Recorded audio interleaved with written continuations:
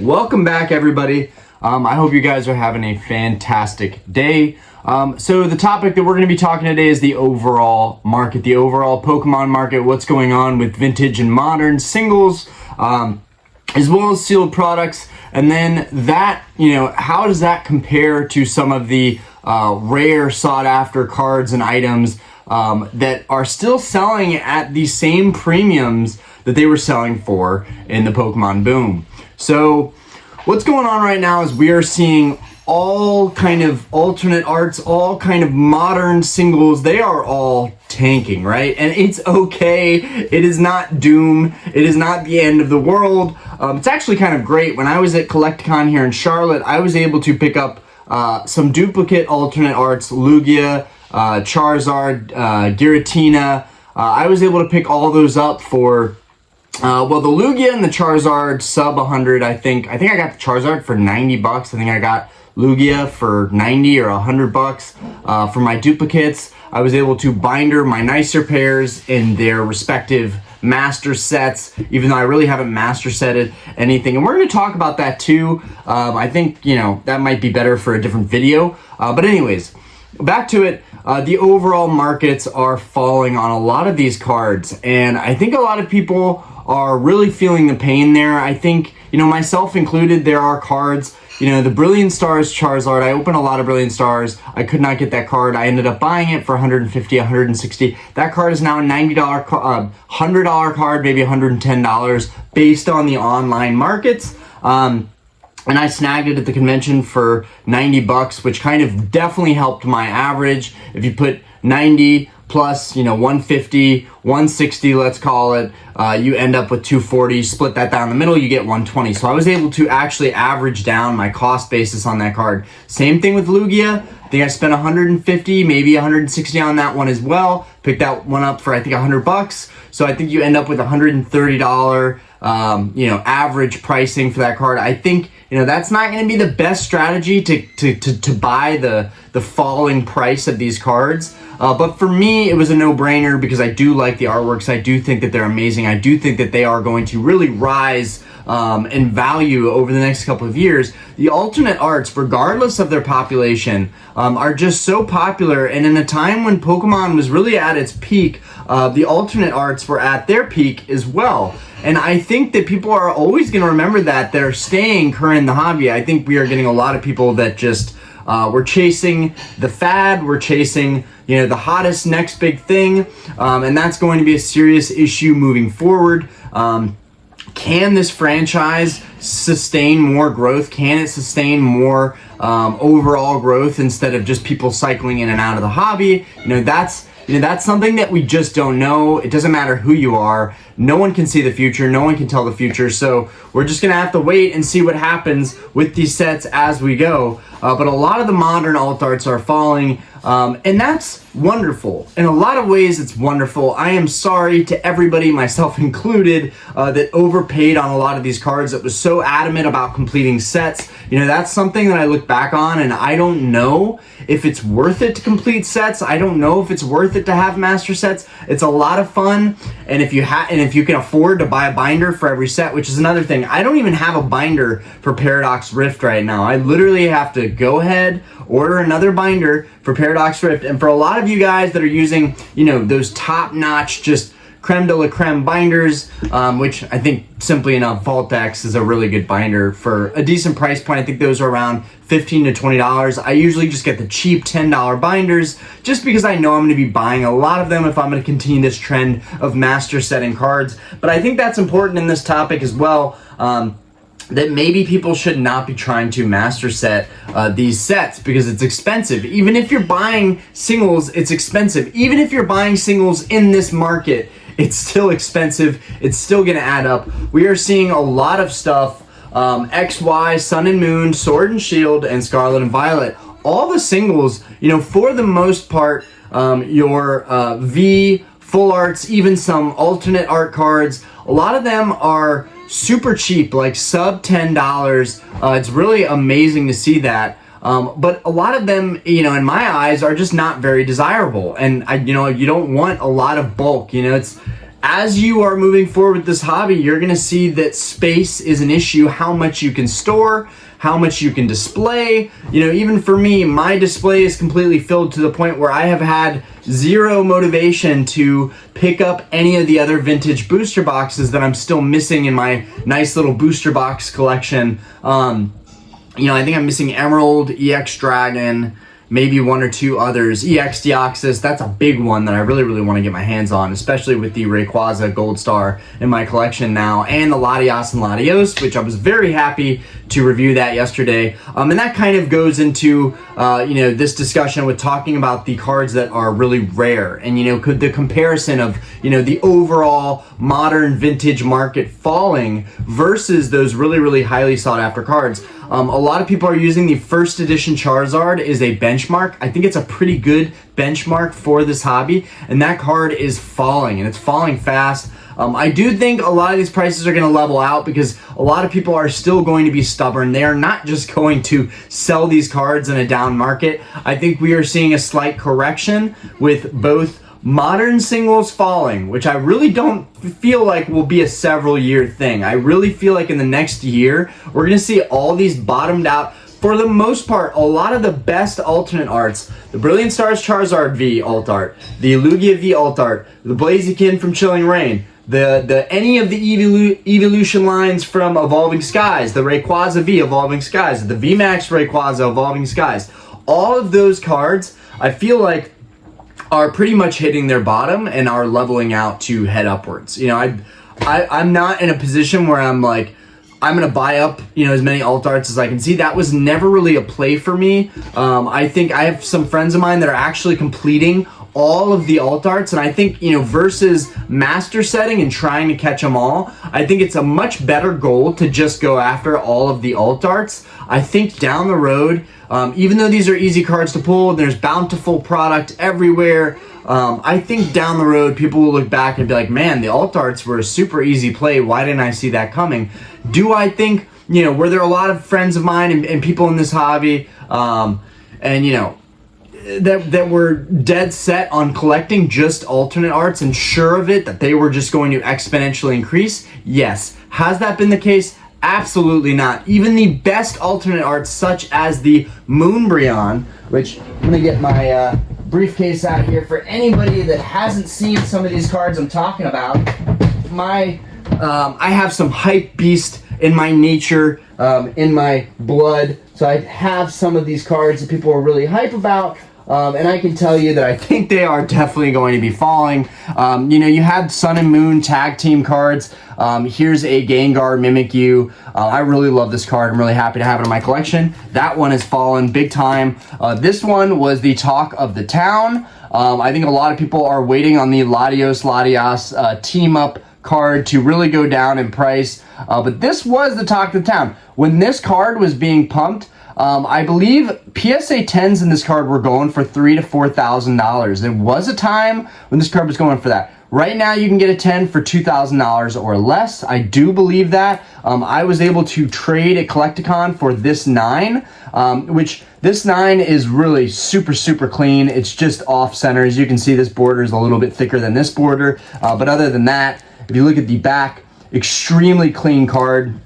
I love, same thing with the Gengar Mimikyu. I mean, it's just slightly off center, but the back is extremely clean. Those are cards I think down the road you could actually resend those and probably hit 10s if you were lucky enough to slip into the cracks of the PSA grading system. But then we have the you know, highly coveted, most known about, massively inflated priced, and incredibly high population report PSA 10 Umbreon. A friend did help me submit this one. I was very happy that we got the 10. Honestly, I didn't even think it would get a 10. I just felt like it was going to be very hard overall to get 10s, and with that experience, I feel like it's easier to get 10s than people say it is. But granted, a lot of these cards are coming down in price. You know, I watched Danny Phantom's video. He was talking about the Umbreon. You know, it's probably going to retrace back to 400. I don't think it's crazy to say that the Umbreon is going to be 300 at some point. There are so many of them. Now, the PSA 10 price, I think, is going to be pretty solid. I think it's going to be, you know, it's pretty concrete. Anybody with this card, myself included, There's no way I'm selling this card. Even if I got another 10, there's no way I'm selling this card. The Umbreon from Evolving Skies, that alt art is just very iconic. People are talking about it for so long. They are still talking about it. It still gets referenced all the time. So while I think the raw single prices of all these cards are going to plummet, I think a lot of the alt arts that are, you know, PSA 10 grade or BGS 10 or CGC Pristine 10, any of those, maybe even the CGC Gem Mint 10s, even though that's a different topic, the discrepancy between the Pristines and the Gem Mint 10s and how that pricing is going to move forward and will they change their labels, that's another topic with CGC. But I think for the most part, the highest grades for these cards are going to really stand the test of time in the markets. I think they're going to do really well because people really have good memories opening up these sets. I am not one of those people. I had a horrific memory opening up Sword and Shield. I have not pulled a single alt art from Sword and Shield. The only, except for Celebi, which I often forget because Celebi and maybe one or two others that just aren't big names, and that's why I'm already forgetting them. But the Celebi is like a $30, $40 card. Beautiful card, mind you, but really didn't get anything good out of Sword and Shield block, which was tough because I opened a lot of product from Sword and Shield block. So, and from that experience, many streamers, YouTubers, and content creators have pretty much let the world know that, hey, unless you're doing this for entertainment, unless you're doing this for fun, it is not worth it to open up that much product and just go ahead and buy your singles. And to that point, right now, the singles market for vintage and modern is just so juicy right now. It's a really good time to come into this hobby and start collecting. And to that, do I think you should try and master set these cards because singles are so cheap? Absolutely not. If you're around when this set comes out and you're just opening it for fun like I am, you know, 151 was a blast. It was also very taxing and burned me out because it was a lot of repetitive product being opened, but I still love that set, still stand by that set, still want to open more of that set, just need to muster up a little bit more money to buy more of that set so I can open up hopefully some booster bundles if I can score those at Target or something. You know, I don't think it's worth it to try and master set any of the cards from these moderns. I really don't think it's worth it. I think you'll be wasting time, money, resources. And I was sitting on the couch last night and thinking, man, this time last year, I was like bindering cards and trying to organize my collection. And now I'm at a really comfortable point where I'm like, okay, from here I can just continue master setting. But even for me, continuing on from where I'm at now, it's not really worth it. Like even with Paradox Rift, it makes way more sense for me to just buy the singles from Paradox Rift that I like the most and pretty much stack those up and put them in a box. You know, really with all the sets that come out, you just buy singles that you like, put them in sleeves, stack them in a box, or put them in top loaders or card savers for grading, have all that stuff grade ready so you can slab up your favorite cards. That's some of the best advice I've ever given on this channel. I don't think it's worth master setting. And maybe master sets pull a premium down the road, but I think there's so many of these cards that they will never pull a premium. I think that there's so many people like myself that are just OCD and want to organize their collections that we think master setting is the best way to go about it, but maybe I'm wrong, and I'll talk about this more in another video, but I want to continue forward and talk about vintage as well, because everyone's been talking about modern prices falling, but the same thing is happening with vintage. Vintage prices are falling too, and I'm a huge vintage fanboy, so I hate that this is happening, because I would like to think that a lot of vintage cards and product are going to keep holding their value. But again, this is why when I was at Collecticon, I liquidated everything that I had duplicates of. All of my WotC binders still have all of the cards in them. I still have all of those vintage cards. I still have all my theme decks, but everything that I had extra of, I liquidated it because I didn't feel quite right with where the market's at. And I think there's a big difference in timing the market, trying to time the market, right? Because you can't really time the market all that well. But I think when you're trying to time the market, you know, bad things can happen. But when it's obvious like it is right now, when multiple sources are talking about how things are trending down right now, when it's obvious, when you look at TCG Player and you look at eBay and you look at these resources that are open to the public that anyone can see, when it's obvious that things are trending down, it's a very easy decision for me to say, you know what, you're the vendors, you're the sellers, take all my stuff at 70%. Most of it I got for way under that price anyway, so it doesn't really matter to me. A lot of the stuff that I ended up trading in was stuff that I picked up for really good deals from my local shops. And I sold a lot of that product too, which helped offset those costs. I sold that product when the market was still relatively strong. So I got lucky. I don't think I timed things right. I think I got lucky in the fact that I was like, you know what? I'm going to start allocating my cards into something rare. And that's where we get into our next topic. I'm going to talk a little bit more about vintage though.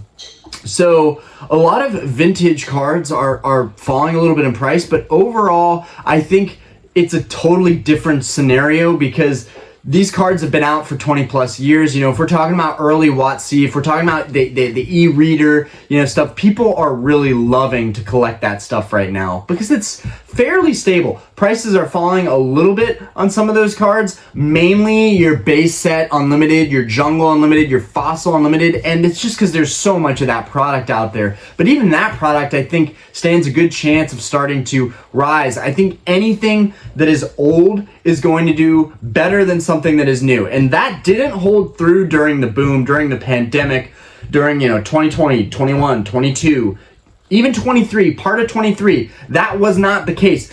Alternate arts were just blowing anything vintage and nice out of the water. But now we're really seeing them both kind of do the same thing.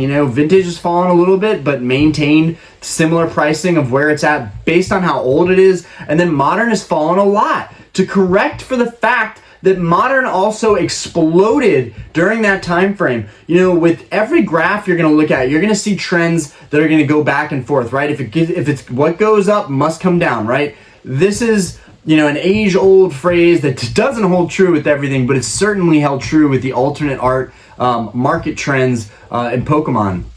But anyways, moving forward, so you've got modern, you've got vintage, prices have been falling. It's a great time to be a collector. If you're coming into this hobby and you're just getting back with 151 and Paradox Rift, my golly, this is a great time for you to build your collection and decide what you want most. Either way, there's great deals all around. It's almost like deal paralysis. Like there's so much stuff, it's very hard to decide where to make moves because everything is getting a little bit juicier. There are some deals out there. But then when you get into rare products, right? This is the comparison, your vintage modern prices falling in the general market versus high rarity products. And by high rarity, I don't think that the first edition Charizard is a good point to make. I have one in my collection and I still know for a fact that it's not really that rare. Even in PSA 9 first edition, I want to say there's like 500 or 600 of those, in circulation. That's not the rarest thing in the world. I just had the video yesterday, my mail day video, the 100th video we did, and I got the Latias, and there's 150 of those out there. That is super rare, super low population. There's been 4 sales on eBay, and not a single one in the past 365 days was a PSA 9. So there's not even anything to compare with. But anyways, let's go into this discussion of rarer products. So I collect theme decks mainly. That's what I collect. I really love vintage booster boxes. In terms of rare sealed product, I do consider, even though vintage products like Jungle, Fossil, Base Set Unlimited, even though those were printed, big time back in the day, I still think that those are rare products and they're going to continue going up in price. I just saw a Base Set Unlimited box go for 12.5. Or maybe it was 13, either way after tax. Not much different from the pandemic. Pandemic prices we saw up near the 20s, but also you had to be an absolute buffoon. I'm sorry, if you were buying at those prices $20,000 for a base set box, where the best thing you're gonna get really is an unlimited Charizard, and you're probably gonna hit a PSA 9 on that card. Maybe you get 2 and they're both PSA 9. Maybe you get 1 and it's PSA 10, but still doesn't really equate to the value you get out of that box. These products, great to keep them sealed. Even if you paid 20 grand, you know what? You're not a complete buffoon because that box could definitely go up in price in the next 3 to 4 years. Easily could be a $25,000 box. No one knows what's going to happen, so I shouldn't quite, jump the gun and say that that's overpaying. But we're still over $10,000 for that box that was heavily printed, that isn't first edition, so I don't, even with the sealed products, the sealed older booster boxes, I think they're holding up really well. Same with the Sun and Moon boxes. We're not seeing the box prices change too much. And that's where it gets really interesting, because Paradox Rift is pretty much set to be 90 bucks out the gate, and it could be 80 bucks after a week or two. Who knows? But I think at those prices, guys, if you're still watching this video, buy Paradox Rift. I think it's going to be a really good buy for long term. I love these prices that we're seeing right now. That's, for me, is a good indicator that I could, get some value out of holding on to those boxes. But going into Rarity, you've got sealed booster boxes. I collect theme decks, and there are some sealed theme decks that I've been watching for years now, and I still don't own in my collection because they've always just been too much money. There are some singles that I've been collecting that are very rare, very hard to find. All of these things, from the high rarity and that comparison, they have all held up. They are all still doing really, really well. So if you're buying stuff that's very niche, very hard to find, if you are very savvy in finding those things and know the key phrases and terms to look up when you're on eBay, or there's this other auction house, I'm forgetting what it is off the top of my head, but there's a couple auction houses, and if you can find very specific niche items, even in the market environment that we're in right now, you can still win, and you can still build a collection that is very rare, that not a lot of people have, that is going to hold its value very well. Equally, that the general market falling allows a lot of great plays too, but it's just harder to gauge what's going to happen with that market. So with, the vintage singles market and the modern singles market, I think that you can easily buy stuff right now and expect to have some gains on that in a couple of years. Expect that it's going to be pretty leveled out. I really don't think it's still going to be trending bearish.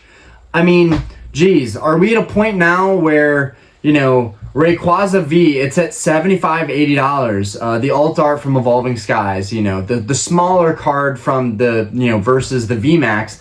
Are we at a point in time where that card's about to be $40 or something? Or is it really getting to that point where there's still a lot of risk in Modern? I don't know. I can't tell you for sure. Based on the graph, based on the trends, I don't really see it, but it's still possible that people are just losing interest in the hobby and they're rotating out of the hobby, and that's all fine and dandy, because those of us that are still very much so in the hobby and want to continue collecting will benefit. You benefit from being in it in the long game. It's just like investing. It's just like your 401k or your retirement. If you just keep investing and you just stay with it, it's probably going to work out. I genuinely believe that's going to be the case. For me with Pokemon, I don't think that I'm going to look back and be like, that was a terrible decision. Why did you sink so much? Why did you sink 6 figures into this hobby when, there's so many other traditional routes that you could have gone? Sure, there are, but I'm having fun. I make videos every day. I really enjoy what I'm doing. And that's a big part of it, is enjoying this journey, enjoying what you're doing, regardless, value aside.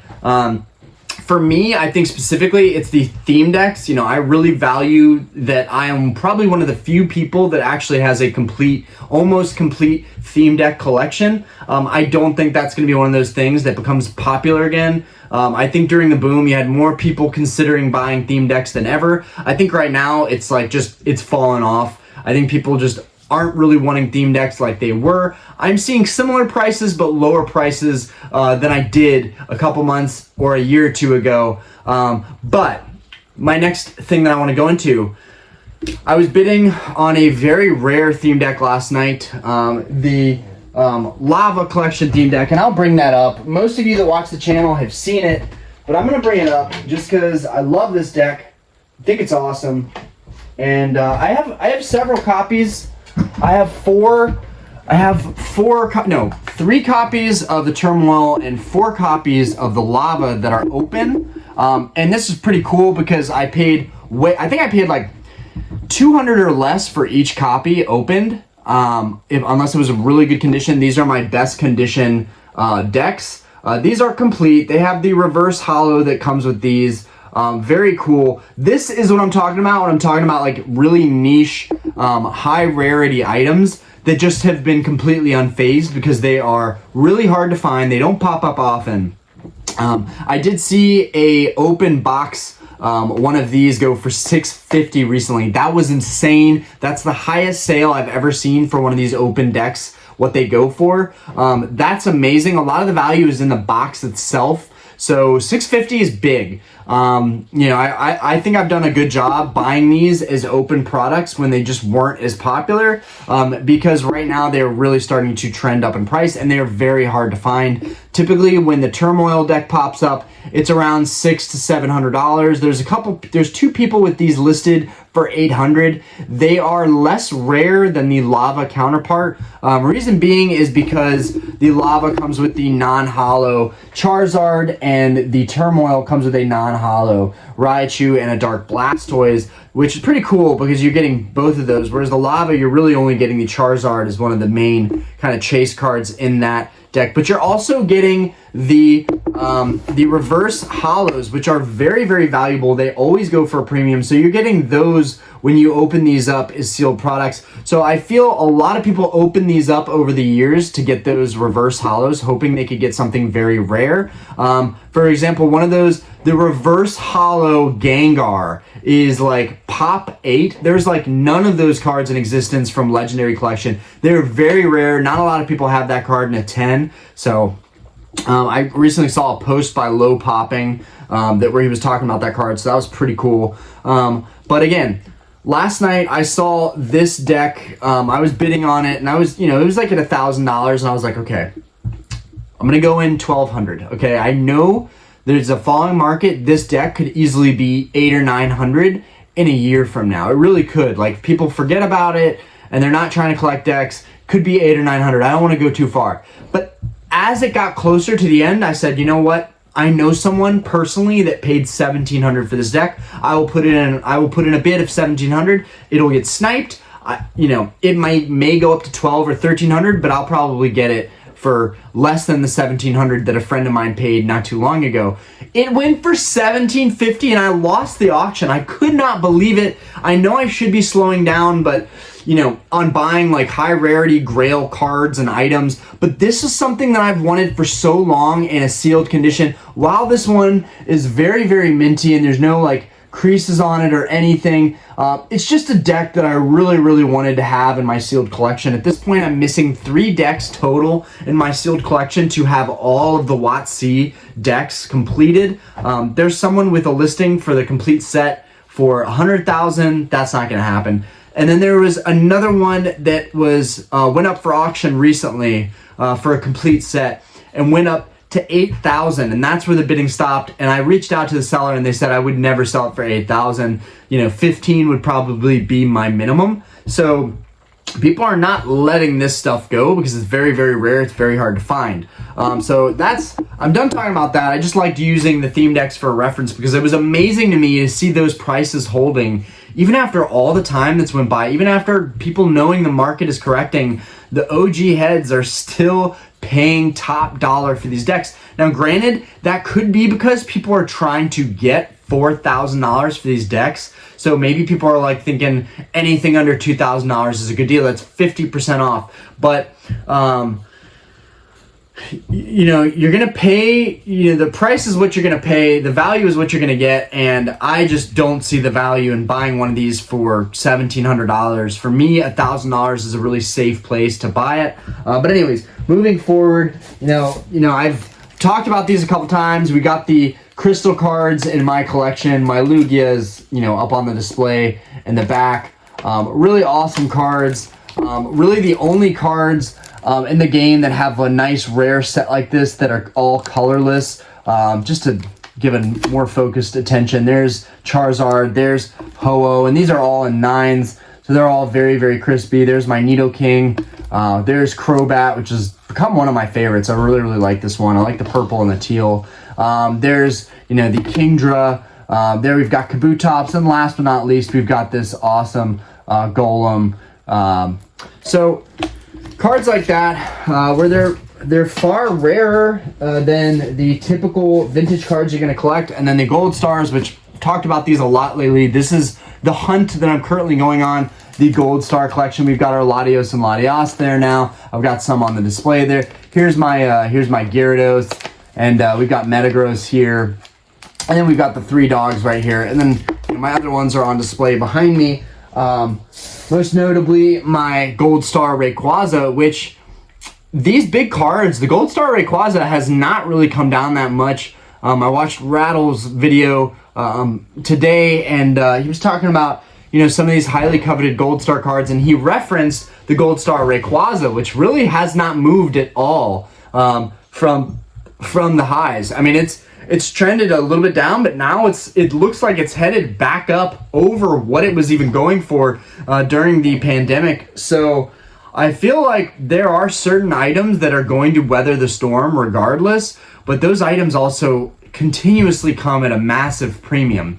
The types of sellers that are selling this stuff are not budging on it. They are not taking L's on it. They are not fire selling it. And if they are, the only sellers I've come into contact with on eBay that are willing to kind of fire sell these items are sellers that sent them to the vault. So if you haven't used the vault yet, when you sell an item, you pay no sales fees. You know, you don't pay tax when you send it to the vault when you buy it. So there's perks to buying cards if you want to sell them and flip them and send them to the vault.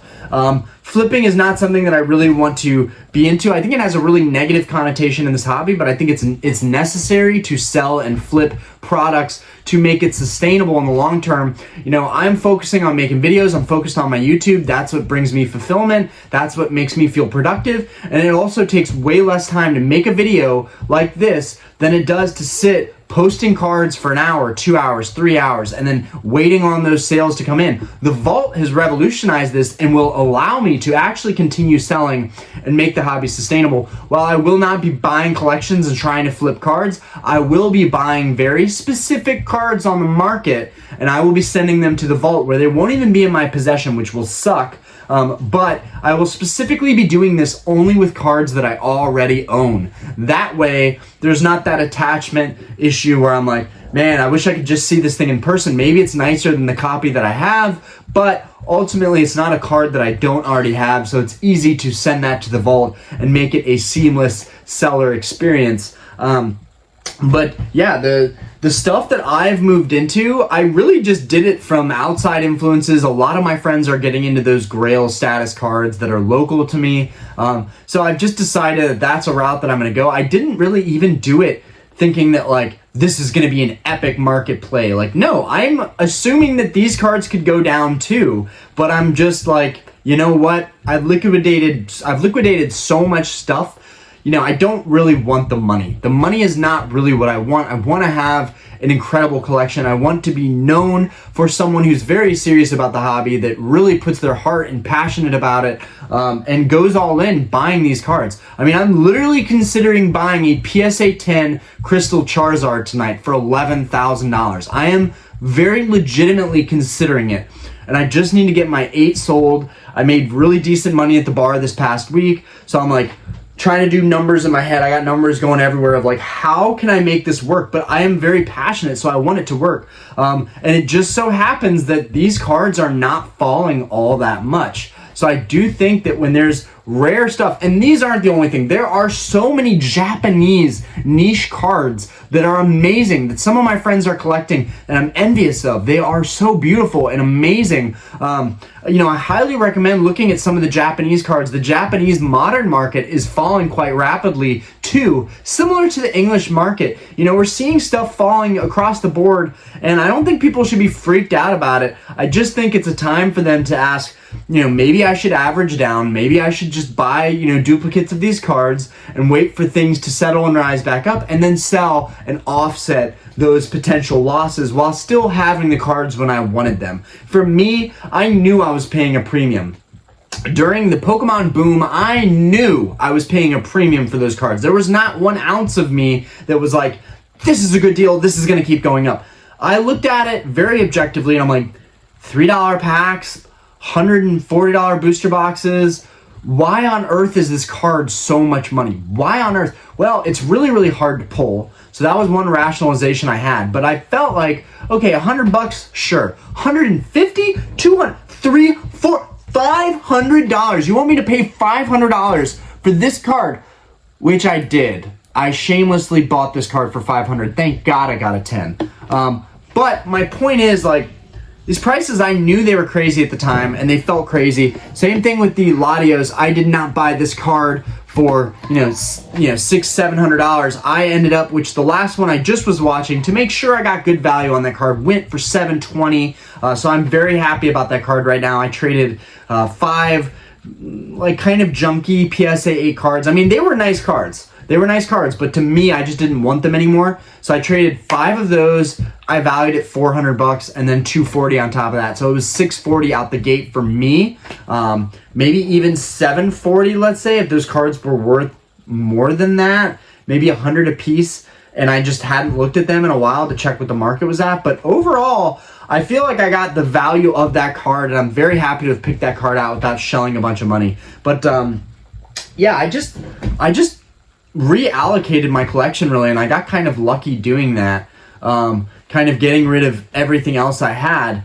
But it's very interesting to me how, I think people are getting out of the hobby because they're seeing things fall, and they think that that's happening across the board with everything, and it's not. It's only specific to, kind of the bulky holographic cards, for vintage, the alternate arts for modern. There's just so many of them. We knew this was bound to happen. We knew these cards were going to fall eventually. But there are so many outliers like the gold stars and crystals, and another goal of mine that I haven't even started. I have some unlimited shinings.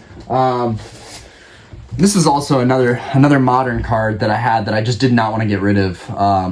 Absolutely beautiful Celestial Storm Rainbow 9 Rayquaza. Really just scratches my Rayquaza itch. This is literally one of my favorite cards in my collection. I don't talk about it that much, but it is one of my favorite cards. I personally love the rainbows. I think there's a place for them. Would I recommend buying all the rainbows that you don't have to try and complete sets? Absolutely not. I think that's a waste of money for the average collector for sure.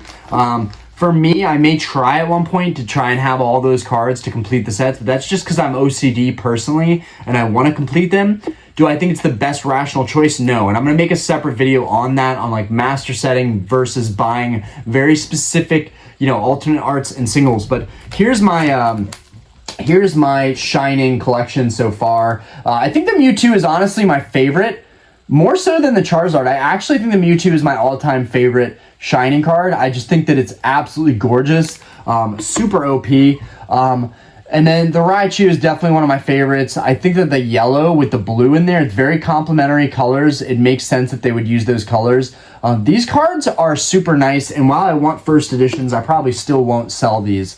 I may sell them or trade them if I can trade up to a first edition. But yeah, here's my Celebi. I got that one locally for $240. And then here's Noctowl here. But yeah, these were some of the cheaper, easier ones to get. Minus Mewtwo, he was not cheap. But I would really like to upgrade those to first edition.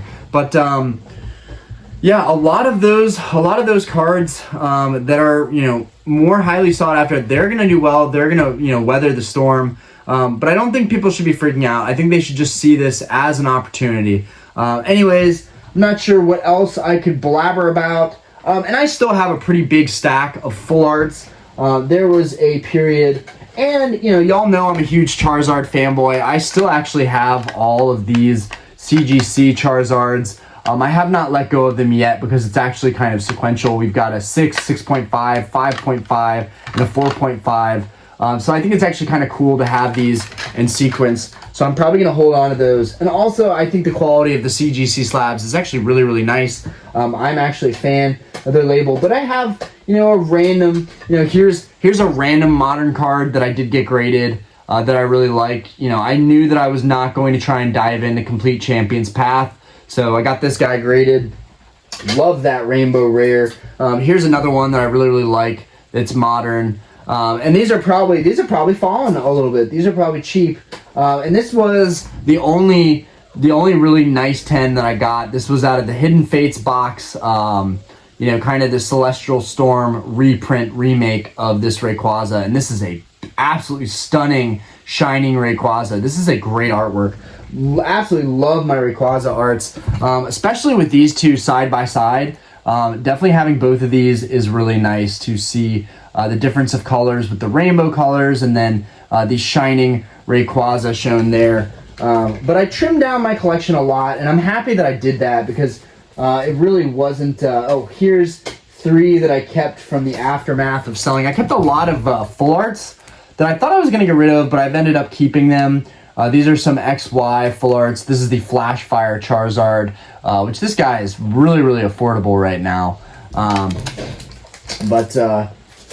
See if there's anything cool that I could also talk about. I think that's pretty much it for me. I have some other random slabs. Oh, and then this is kind of where I'm getting at. So this is kind of my stack of alternate arts here. These are my duplicate alternate arts. I have a bunch of nice alternate arts in there. We're not going to get into that. I think I'm going to save that for the... Oh, and the addition of the Van Gogh Pikachu to the collection.